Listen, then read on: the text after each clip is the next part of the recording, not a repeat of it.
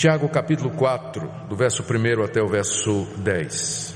De onde procedem guerras e contendas que há entre vós? De onde, senão dos prazeres que militam na vossa carne? Cobiçais e nada tendes, matais e invejais e nada podeis obter. Viveis a lutar e a fazer guerras, nada tendes porque não pedis. Pedis e não recebeis, porque pedis mal para esbanjardes em vossos prazeres. Infiéis, não compreendeis que a amizade do mundo é inimiga de Deus? Aquele, pois, que quiser ser amigo do mundo, constitui-se inimigo de Deus. Ou supondes que em vão afirma a Escritura, é com ciúme que por nós anseia o Espírito que Ele fez habitar em nós? Antes Ele dá maior graça. Pelo que diz, Deus resiste aos soberbos, mas dá graça aos humildes. Sujeitai-vos, portanto, a Deus, mas resisti ao diabo, e ele fugirá de vós. Chegai-vos a Deus, e ele se chegará a vós outros. Purificai as mãos, pecadores, e vós que sois de ânimo dobre, limpai o coração. Afligi-vos, lamentai e chorai. Converta-se o vosso riso em pranto, e a vossa alegria em tristeza. Humilhai-vos na presença do Senhor, e Ele vos exaltará. Graças a Deus pela sua palavra. Oremos mais uma vez, pedindo a orientação do Espírito de Deus para nós nesta manhã. Senhor, nós estamos reunidos como teu povo nesta manhã para te buscar de todo o coração, afligindo a nossa alma, quebrando e quebrantando o nosso coração, nos preparando para interceder pelo nosso país, por nossa família, por um derramamento do Espírito Santo sobre nós e sobre toda a nação. Pedimos que o Senhor nos atenda, que o Senhor nos ouça. E agora, quando nos debruçamos sobre Tua Palavra e sobre o que ela nos ensina, pedimos que nos conduza a ouvir-Te, que a Tua voz seja perceptível ao nosso coração, à nossa mente, e que ao Te escutarmos, nós possamos Te obedecer. Consola-nos, conforta-nos, guia-nos, instrui-nos, ó Deus, fala ao nosso coração. É o que pedimos em nome de Jesus. Amém.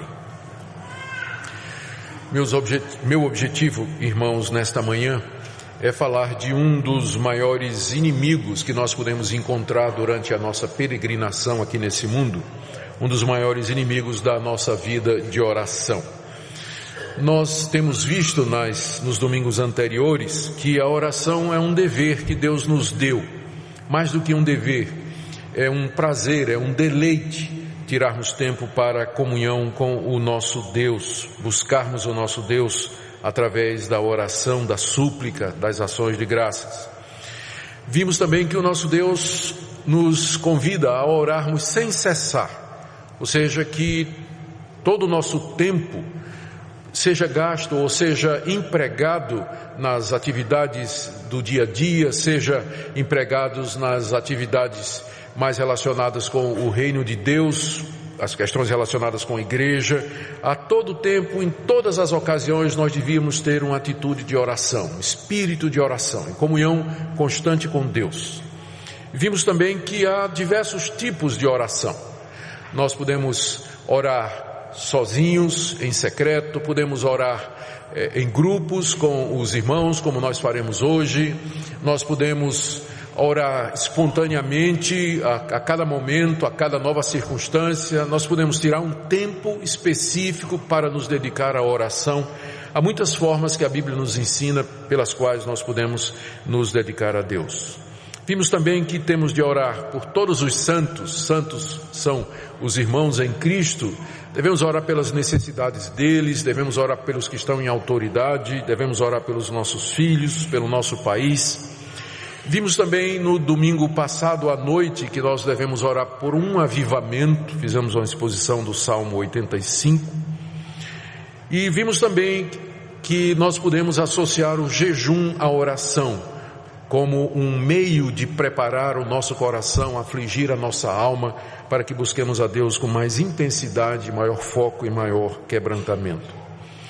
Hoje pela manhã eu queria falar dos inimigos da oração que nós encontramos na Bíblia, e particularmente esse que Tiago destaca aqui, que é o amor ao mundo.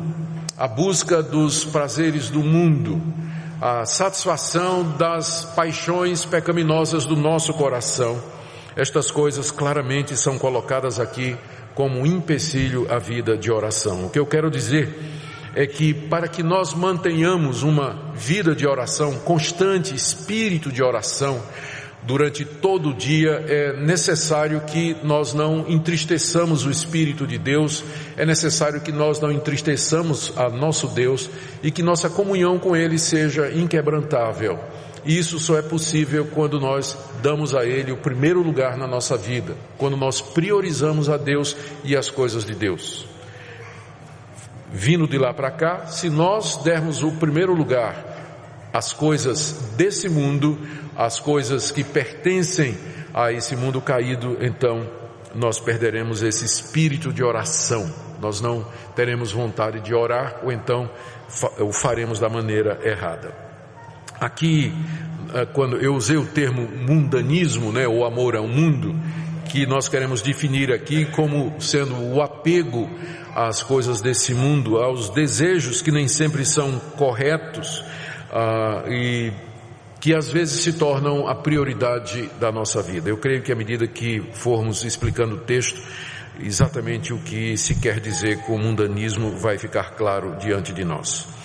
Aqui nesse texto que eu li, Tiago está exortando aos irmãos a uma vida de oração e de comunhão com Deus, e nos alertando contra esse amor ao mundo, que acaba sendo um obstáculo a esse espírito de oração. Ele está fazendo isso porque no capítulo anterior ele denunciou os conflitos que estavam existindo nas igrejas aos quais ele está mandando essa carta, entre as pessoas que queriam disputar posições de destaque na igreja. O capítulo 3 é a respeito dos mestres. Muita gente queria ser mestre naqueles dias. E Tiago então adverte para que eles tenham cuidado e denuncia que eles estavam lutando entre si, se comparando, vendo quem seria o melhor, e dessa forma polêmicas e discussões estavam presentes entre eles, para saber quem era ou quem ocuparia as melhores posições. Tiago então ele começa perguntando: de onde vêm essas guerras e contendas que existem entre vocês aí? De onde vem isso? E a resposta dele é que isso vem das paixões do nosso coração pecaminoso. Essa natureza que nós temos, que herdamos do nosso primeiro pai, Adão, e que é inimiga de Deus e é hostil a Deus e a sua palavra. Em seguida, Tiago expõe quais são os efeitos de nós deixarmos que essas paixões nos dominem. Ele fala de várias consequências e entre elas está a vida de oração. Ela é afetada diretamente por isso. Tiago, depois de expor os efeitos negativos do mundanismo na vida de oração, ele fala de que maneira nós podemos voltar a ter essa comunhão preciosa com Deus, que é o que nós de fato queremos. Ele vai falar da graça de Deus que é dada àqueles que se humilham, e ele termina com exortações práticas para que nós nos humilhemos diante de Deus, nós nos arrependamos e buscamos a Deus com a promessa de que Deus vai se chegar a nós, Deus vai ouvir as nossas orações e Ele vai nos exaltar. A passagem é uma passagem de exortação, mas também é uma passagem de instrução e de encorajamento, para que nós busquemos sempre preservar essa atitude de oração, esse espírito de oração que nos é dado por Deus aqui nesse mundo e que é motivo de deleite e de muita alegria. Vamos então para a exposição do texto. Em primeiro lugar, Tiago identifica a origem dos conflitos que estava havendo na igreja como sendo o nosso coração pecaminoso. Ele faz a pergunta no verso 1: de onde procedem as guerras e contendas que há entre vós? Ele, com essa pergunta, leva os crentes a olhar para si, se examinar e responder a isso. Por que é que eu entro em conflito com os meus irmãos? Por que é que eu me envolvo em discussões, em brigas e polêmicas com as pessoas ao meu redor, na minha família, na minha igreja, em todo lugar? Qual a origem disso? Se eu professo que eu sou crente em Jesus Cristo, se eu digo que Deus é o Deus da paz, que já se reconciliou comigo através do Evangelho, se o Evangelho é a mensagem da reconciliação, por que é que eu vivo em guerra? De onde procede isso? E a resposta que Tiago dá à própria pergunta que ele faz, e que é a resposta que ele queria que os crentes dessem, é essa daqui, na segunda metade do verso 1. De onde procedem estas guerras, senão dos prazeres que militam na vossa carne? Os prazeres que militam na vossa carne. Carne aqui é a nossa natureza carnal, pecaminosa e corrompida. Nós somos salvos pelo Evangelho de Jesus, nós nos reconciliamos com Deus, nós somos perdoados dos nossos pecados, mas nós ainda mantemos a nossa natureza decaída, ainda continuamos filhos de Adão e Eva. A inclinação do nosso coração é contra Deus e contra as coisas de Deus. O fato de que nós somos regenerados, que nascemos de novo, não significa que essa natureza, ela foi extirpada, ela foi arrancada de nós, ela continua presente. O que Deus fez na conversão foi implantar um novo princípio de vida, foi nos dar uma nova orientação, transformou o centro da nossa vida, mudou o alvo da nossa vida. Antes era para nós satisfazer os pecados, viver pelos nossos deleites. Agora Deus nos dá esse novo princípio pelo Evangelho de vivermos para a sua glória. Mas isso não significa a remoção da natureza pecaminosa. Nós ainda somos inclinados ao mal. Ainda somos inclinados ao pecado, ainda sentimos prazer em fazer as coisas erradas. E na nossa natureza, nessa natureza pecaminosa, estão aquilo que Tiago chama aqui de prazeres. A palavra prazer, que é usada aqui na língua grega, é uma palavra que significa prazer sem dizer se é um prazer lícito ou ilícito, se é uma coisa que pode ou que não pode. Mas essa palavra, sempre que ela aparece na Bíblia, ela é usada de maneira negativa. Quando ele fala dos prazeres, é sempre os prazeres proibidos, aquelas paixões e aqueles desejos que implicam, se satisfeitos, em alguma coisa contra a vontade de Deus. Paixões como esses desejos, eles são do tipo a cobiça de coisas que não me pertencem, deleite naquilo que Deus disse que não era para ser motivo de deleite para mim, abrigar sentimentos que são sentimentos pecaminosos como amargura, raiva, cobiça, encher os olhos de adultério ou de mágoa, ou enfim, esses prazeres, eles estão em nós. E Tiago usa uma palavra aqui que eu queria chamar a sua atenção para ela. Ele diz que esses prazeres militam na nossa carne. A palavra ou o verbo que Tiago está usando aqui, ele tirou da linguagem militar, não é? Militar, o verbo que é usado aqui é o verbo de onde vem o desenvolvimento de estratégias pelos militares para ganhar uma determinada batalha, e daí a ideia da batalha planejada e a batalha proposital com o objetivo de conquistar o adversário. O que Tiago está dizendo é que no nosso coração está havendo uma guerra. Nosso coração é um campo de batalha. E quem é o meu inimigo? Exatamente os prazeres. Eles, como um exército bem organizado, com uma estratégia, com uma intenção, têm como objetivo conquistar o meu coração, conquistar a minha vida. Então eles estão em guerra constante. Eles ficam querendo que eu os atenda, que eu me submeta a eles e que eu cumpra o desejo deles. Esses prazeres estão militando, fazendo guerra na minha natureza carnal. E é daí que procedem as contendas e os conflitos, quando eu ouço esses prazeres, quando eu deixo estas paixões me dominarem, quando eu quero, no caso aqui, o primeiro lugar, quando eu quero ser mais do que os outros, ou quando eu quero aquilo que eu não posso ter, ou quando eu me comporto de uma maneira que eu não devia comportar. É chamado de prazer porque é gostoso. É chamado de prazer exatamente porque é gostoso, porque a gente faz porque gosta. porque a gente se sente recompensado. O pecado é gostoso, depois vem o preço, não é? Depois que passa vem a ressaca, aí vem as consequências, mas na hora a maior atração do pecado é exatamente essa, que é alguma coisa boa, desejável e prazerosa. Por isso é que é chamado de prazeres. Então, estas paixões, elas estão na nossa natureza, elas querem nos dominar e elas querem nos conquistar. E é quando nós cedemos a elas, quando nós nos rendemos ao apelo dessas paixões e desses prazeres, é que nós caímos então em pecado. As consequências, os efeitos de nós atendermos esses desejos são colocados por Tiago aqui. Ele já mencionou as guerras e contendas no verso 1, e no verso 2 ele prossegue dizendo: cobiçais e nada tendes, matais e invejais e nada podeis obter, viveis a lutar e a fazer guerras.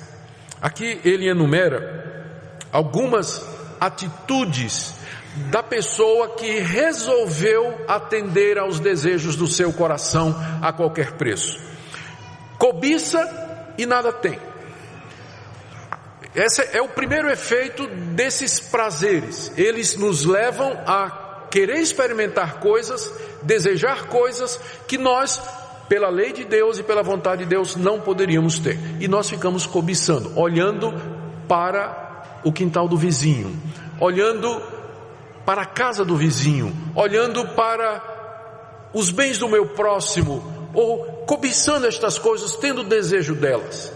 Tiago diz que a gente, quando resolve andar dessa forma, a gente vai viver num estado de cobiça e não vai obter. Provavelmente o que ele está dizendo aqui é que não vai obter o prazer que pensava que iria obter, ou a satisfação que teria em comer o fruto proibido do jardim do vizinho. Então no final não vai lhe satisfazer. Ou seja, a pessoa que é mundana, ela vive num estado eterno de cobiça, ela nunca está satisfeita, ela quer mais, quer experimentar mais o tempo todo. Ele chega até a dizer: matais e invejais e nada podeis obter. Eu acho difícil que tivesse, não podemos entender isso aqui literalmente, né? Tiago não está dizendo que tinha gente lá na igreja matando o outro para tomar a granja dele, ou a propriedade dele, ou a chácara dele. Eu não creio que ele está dizendo isso. Mas ele está dizendo que há pessoas, uma vez que a gente se deixa dominar por esses desejos, então pode-se chegar ao extremo de que você está disposto a fazer qualquer coisa para atender a sua paixão e a sua vontade. Isso explica porque que de repente gente que a gente considerava como equilibrada, gente boa, faz uma bobagem na vida. Lembra de fulano? Lembro, muito bem. Largou a mulher, foi embora, apareceu uma mulher na vida dele, casado há 30 anos, largou a mulher e foi embora, deixou com o filho, deixou tudo aquilo ali. Mas como pode um negócio desse? Isso explica porque tem gente que de repente faz uma bobagem e você não imagina de onde vem. Vem dos prazeres que militam na carne, que provoca cobiça. Você lembra de fulano? Se lembra? Rapaz, o cara de repente resolveu arriscar tudo que tinha no negócio ilícito, se meteu com gente que não devia, gente desonesta, perdeu tudo que tinha. Rapaz, como é que pode um negócio desse? Quem está em pé, cuidado que não caia. Porque nós todos participamos dessa natureza. E nós todos somos tentados de todas estas formas. Cobiçamos, invejamos, estamos dispostos a matar. Note que Tiago aqui está refletindo os 10 mandamentos, não é? Onde se fala exatamente dessas coisas. Nós desobedecemos a Deus e no final nós não temos nada porque estas coisas não satisfazem realmente. Elas não podem encher o nosso coração.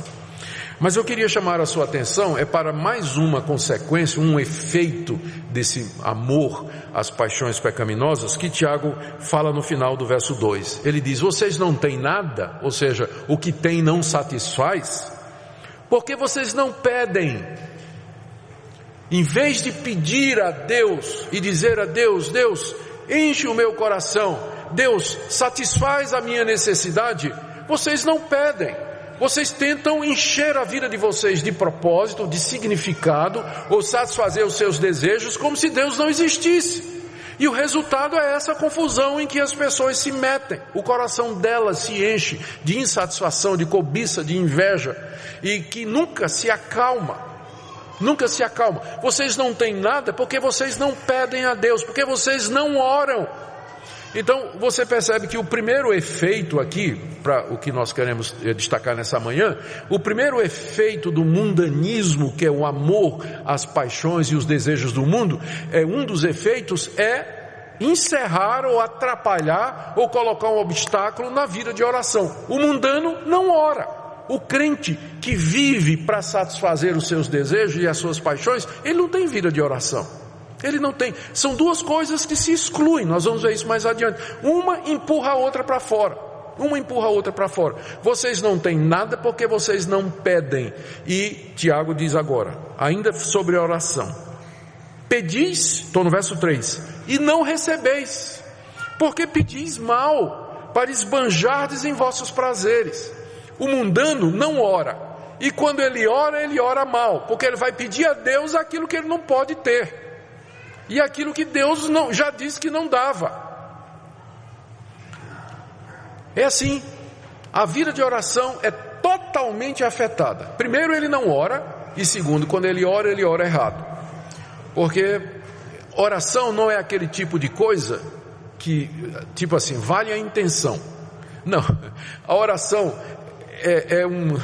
é um exercício espiritual tão sublime, que ele é cercado de regras que a Bíblia colocou. De tipo assim, você não pode orar a Deus que não seja pela mediação de Jesus Cristo.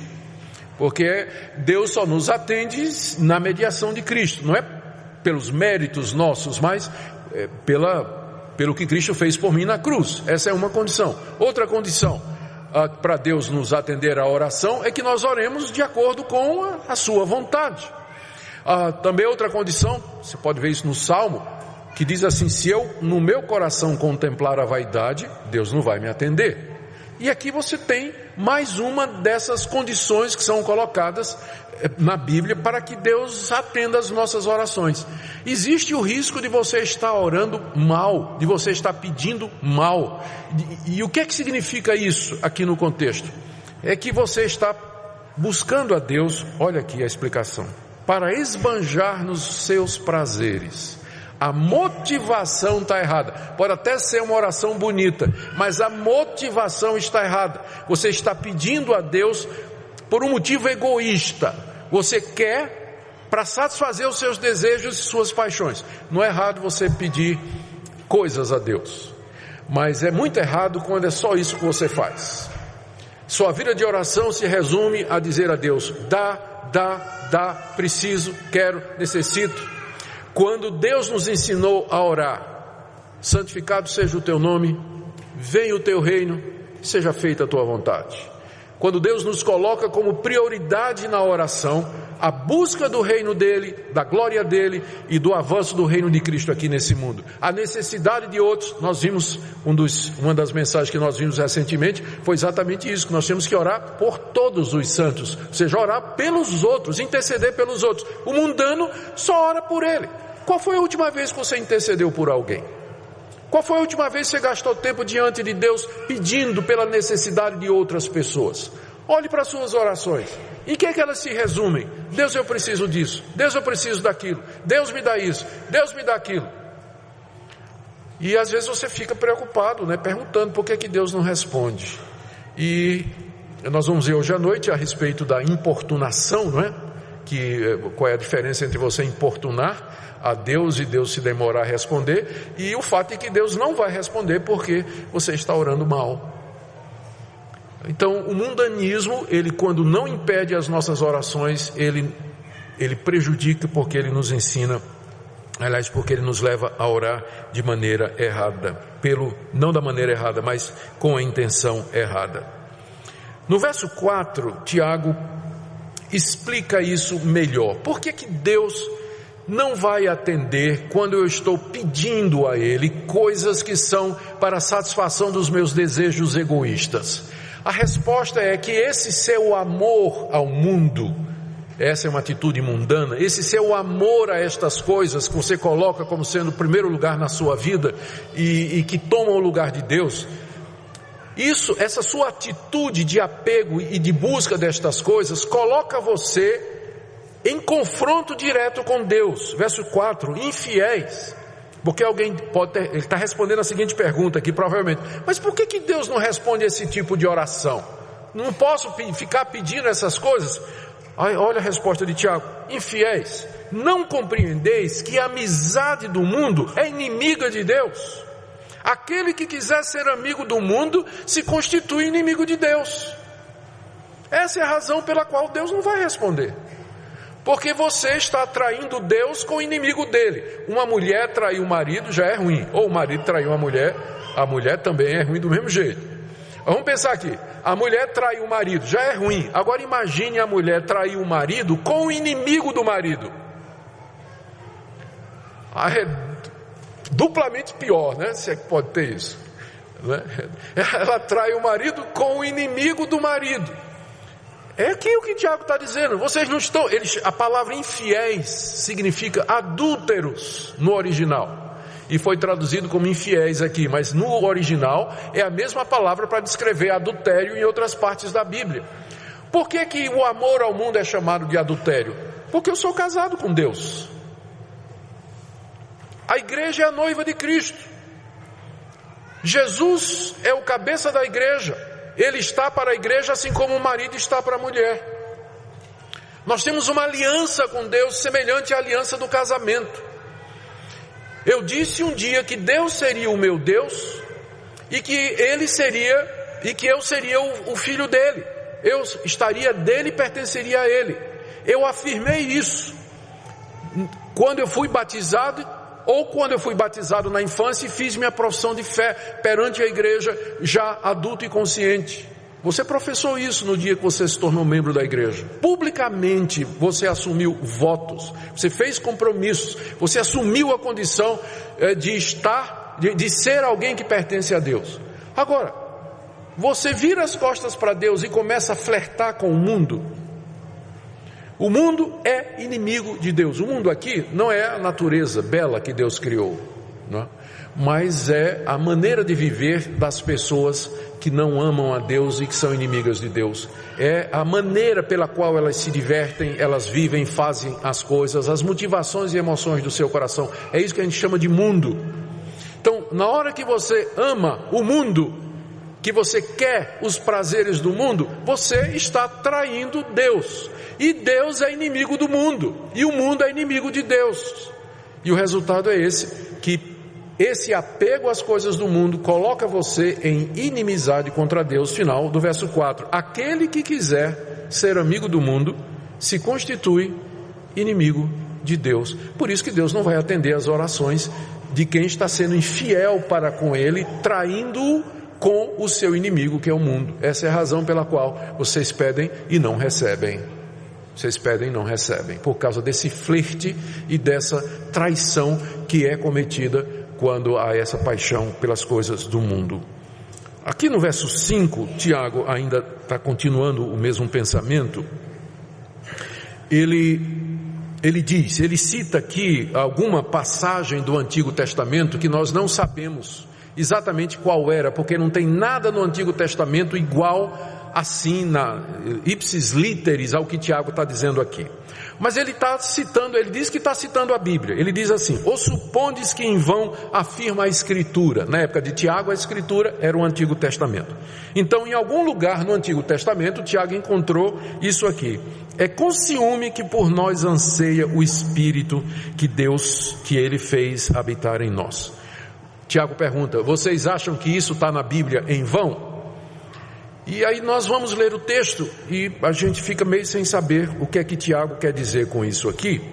Até porque no verso 6 vem essa expressão: antes, ou seja, ao contrário disso, Deus dá uma graça maior. E aí a confusão fica grande. Eu quero sugerir a vocês que a dificuldade para compreender isso aqui é uma questão de tradução. E aqueles que têm a NVI, por exemplo, já na nota de rodapé, já tem uma alternativa de tradução que é seguida pela Bíblia na linguagem de hoje, se não me engano também. O que acontece é que literalmente o que Tiago escreveu foi isso aqui: é com ciúme que anseia o Espírito que ele fez habitar em nós. Essa expressão por nós, ela não está no original. Isso foi a interpretação do nosso tradutor. E o resultado, o que é que aconteceu? Eles traduziram essa passagem como se estivesse dizendo que Deus, que o Espírito Santo que Deus fez habitar em nós, fica com ciúmes de nós quando nós estamos amando o mundo. Então, é possível essa tradução? É possível, mas ela vai deixar o verso 6 sem sentido. Antes, ele dá maior graça. Como antes? Antes de quê? Qual o contraste que está sendo feito no verso 6? Uma outra possibilidade de tradução é que Tiago está dizendo o seguinte: vocês pensam que é em vão que a Escritura diz que o Espírito que Deus fez habitar em nós, Espírito aqui com E minúsculo, aquele Tiago estaria se referindo lá a Gênesis, quando Deus soprou o Espírito de vida no homem, e o homem depois caiu. E esse Espírito que agora está caído, ele tem ciúmes, zelos, paixões. Então a tradução poderia ser essa: vocês acham que é em vão que a Bíblia diz que o Espírito que Deus colocou em nós, ele depois da queda tem paixões violentas e desejos fortes? Como se Tiago estivesse dizendo: vocês estão menosprezando, ou vocês estão esquecendo o que a Bíblia diz a respeito do coração de vocês. O coração de vocês tem paixões fortes, o espírito caído do homem tem essas paixões. Agora o verso 6 faz sentido. Antes, Deus dá uma graça maior. A graça de Deus é maior do que essas paixões do nosso coração. E aqui está aberto o caminho para Tiago dizer o que é que Deus pode fazer para nos livrar dessa situação de mundanismo. Se nós interpretarmos o verso 5 dessa forma, que ele está se referindo às paixões pecaminosas do seu coração, no verso 6 Tiago está dizendo de que maneira elas podem ser vencidas. Elas podem ser vencidas pela graça de Deus, que é maior do que essas paixões. Só que, verso 6, ao citar aqui mais uma vez a Bíblia, dessa vez a gente sabe onde é que Tiago está citando, ele está citando Provérbios 3:34, ele diz assim, a citação dele é essa: Deus resiste aos soberbos, mas dá graça aos humildes.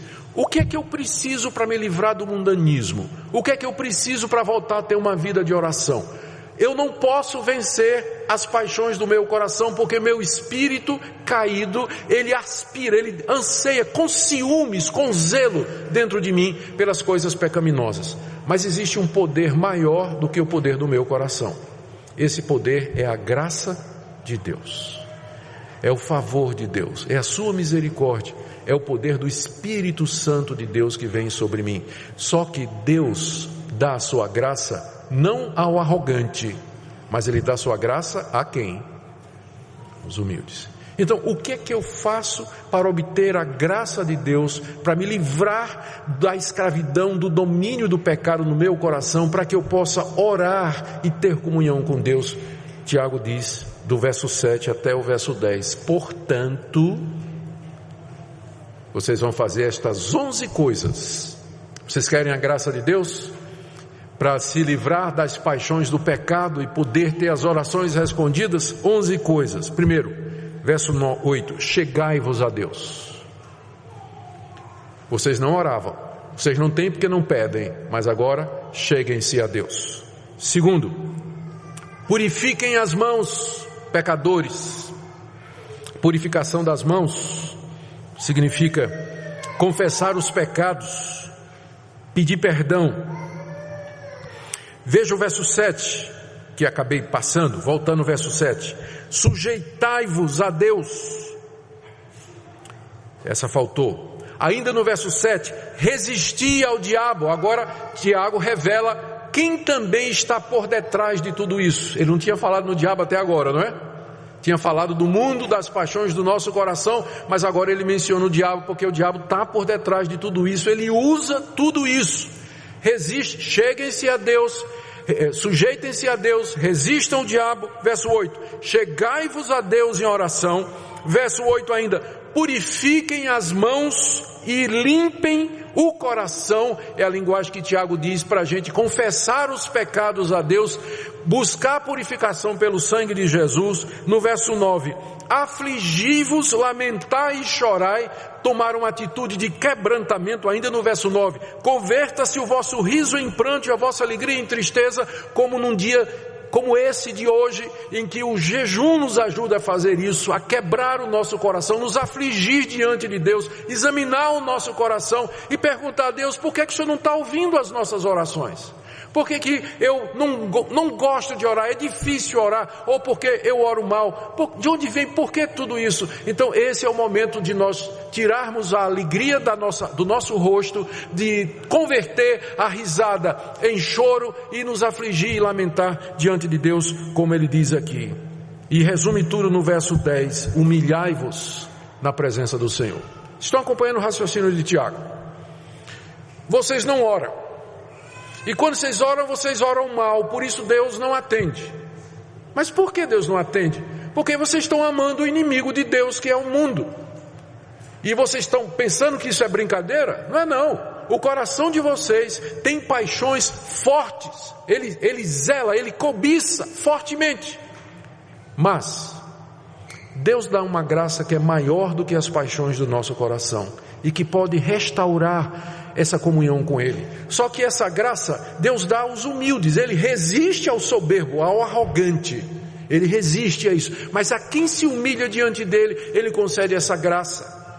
Então, para que vocês sejam abençoados com a graça de Deus, o derramar do seu Espírito sobre nós, vocês têm que se sujeitar a Deus, vocês têm que resistir ao diabo, chegar-se a Deus, purificar as mãos, limpar o coração, se afligir, lamentar e chorar pelos seus pecados, tirar o riso do coração de vocês e da cara de vocês, converta-se toda a vossa alegria em tristeza. Verso 10, se humilhem na presença do Senhor. É o que tudo isso representa, se humilhar na presença de Deus. E ele, agora vem, são 11 mandamentos, mas tem 3 promessas. Olha o que Deus promete a quem faz isso. A primeira promessa está no verso 7, sujeitai-vos portanto a Deus, mas resisti ao diabo isso mesmo, verso 7, resisti ao diabo e ele fugirá de vós. A gente fala muito de batalha espiritual. E tem muitas igrejas que têm, e muitos movimentos que são voltados para a batalha espiritual. E nessa batalha espiritual você vai aprender uma tecnologia espiritual para combater o diabo. Então, tipo assim, né?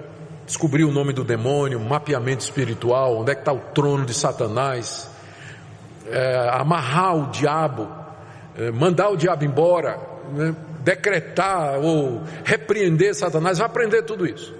Eu quero resumir tudo isso numa única coisa. Você quer botar o diabo para correr? Você só precisa fazer uma coisa. O que é que Tiago diz que bota o diabo para correr? Resista ao diabo. Só.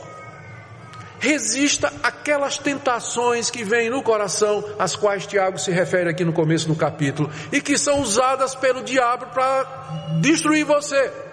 Resista ao diabo e ele vai embora. Não precisa amarrar, até porque se amarrar ele não pode correr. Então não precisa amarrar, decretar, determinar, repreender, fazer mapeamento, não precisa.